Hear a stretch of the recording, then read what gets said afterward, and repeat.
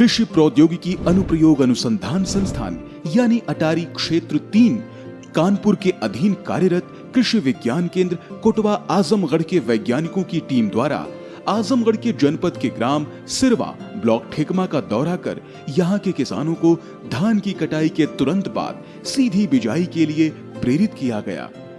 सिरवा गांव के किसानों द्वारा वैज्ञानिकों की सलाह अनुसार धान की कटाई उपरांत बचे ठूठों व अवशेषों में आग न लगाकर जहां एक ओर क्षेत्र को वायु प्रदूषण से बचाया, वहीं दूसरी ओर भूमि में जीवांश की मात्रा को नष्ट होने से बचाया।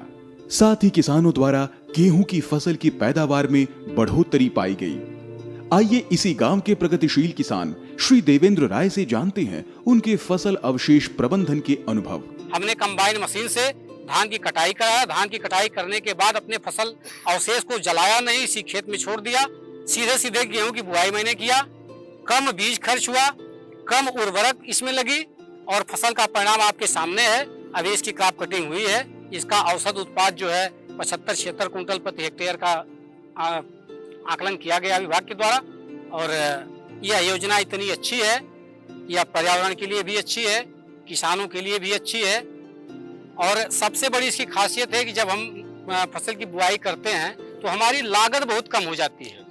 जो परंपरागत खेती हम पूर्वजों से सीख के आए थे, कर रहे थे, उसमें हमारी खेत की तैयारी से लेकर के बुआई तक लागत काफी बढ़ती थी।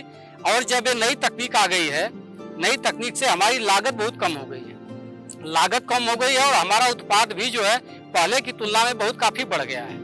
श्री देवेंद्र राय जी की फसल अवशेष प्रबंधन में किए उत्कृष्ट कार्यों को देखते हुए भारतीय कृषि अनुसंधान परिषद द्वारा उन्हें विभिन्न मंचों पर सम्मानित भी किया गया।